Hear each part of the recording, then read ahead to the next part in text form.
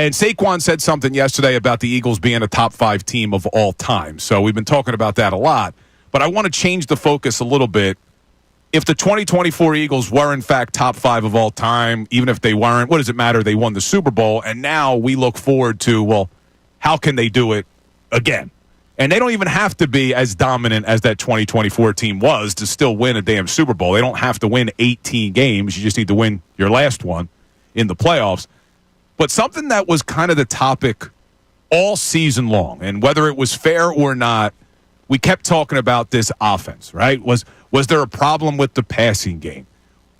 A.J. Brown admitted it during the regular season. After that Carolina game where they almost lost, what's the issue? He says, the passing game. And when you look at the final numbers, as dominant as the 24 Eagles were, their passing game wasn't. They were 29th in terms of yards. Now, a lot of that was intentional because they were also 32nd in pass attempts. But as we come back this year and they make their efforts to try to repeat as champions, I don't think you can be the 29th ranked passing offense this season, knowing what we know about the history in the NFL, with Saquon Barkley having all those touches last year. History's not on his side to be able to do it again. So I think the offense needs to evolve. But clearly, so do the Philadelphia Eagles. So A.J. Brown was the first one to speak to the media on Tuesday, and he was asked about this offense coming up in 2025. This was A.J. Brown.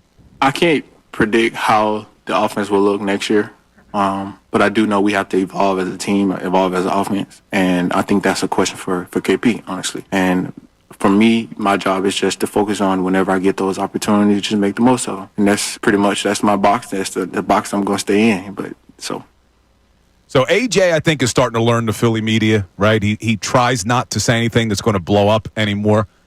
But he does say the offense needs to evolve. He said that's a question for KP, talking about new offensive coordinator Kevin Patullo. You watch a lot of film. I mean, a lot of people come on the air and are like, I was watching film, and they're full of it. I know you actually do watch a lot of film.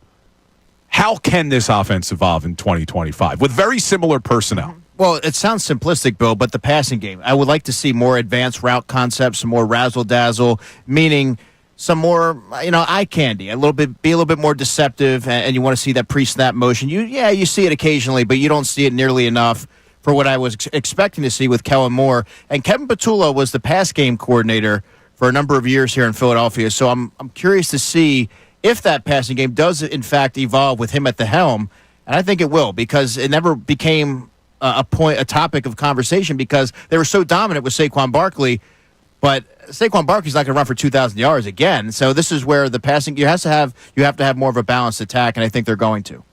Yeah, and I know there are still some people out there who may question Jalen Hurts' ability in the passing game. If you are someone who's still questioning it, I don't think you watched the Super Bowl, because he won that game with his arm because the Chiefs made that concerted effort to take away the run. But I also still go back to the 2022 season.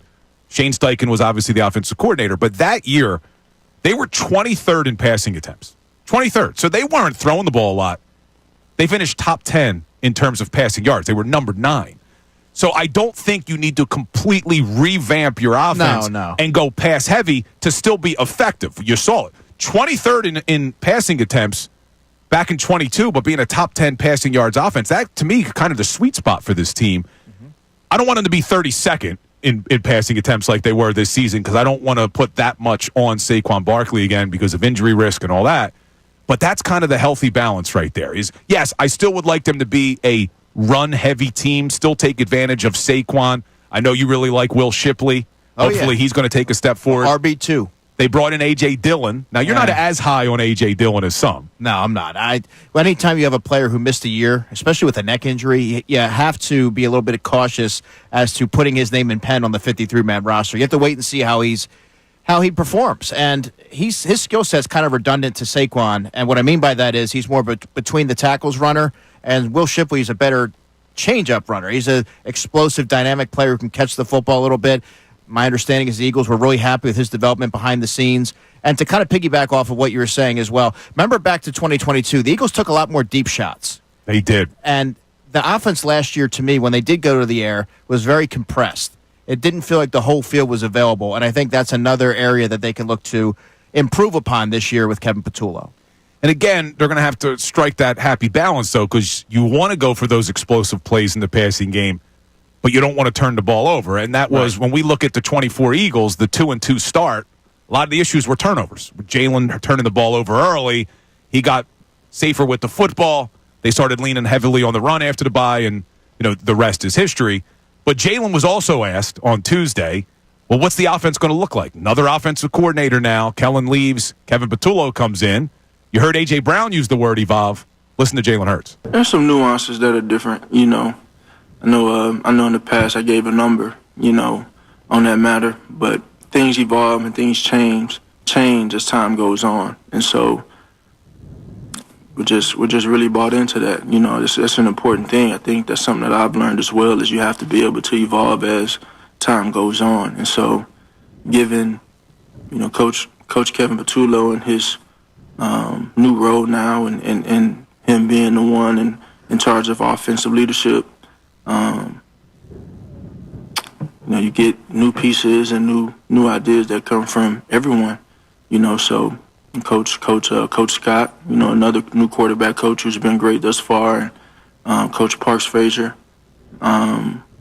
who's been great as well. And so it's still early in the process. It's still early in building this thing that we want it to be. Ultimately, it'll be a collaborative effort, and it'll take everybody just to be on the same page again to see what the iteration of this team will be. So you heard Jalen there. He also uses the word evolve like AJ does, and he throws in Scott, the quarterback coach. Was it Leffler? Scott Leffler from Bowling Green that they brought in, right? So Jalen constantly having to. Ray's yelling at Andrew because he forgot to turn his mic on. Ray's making fun of him here. Sometimes Ray turns my mic off, by the way. Yeah, I'm just going to go with that. He turn my mic off. If he doesn't like what you're dealing with. So they talk about evolving, which I think will be important.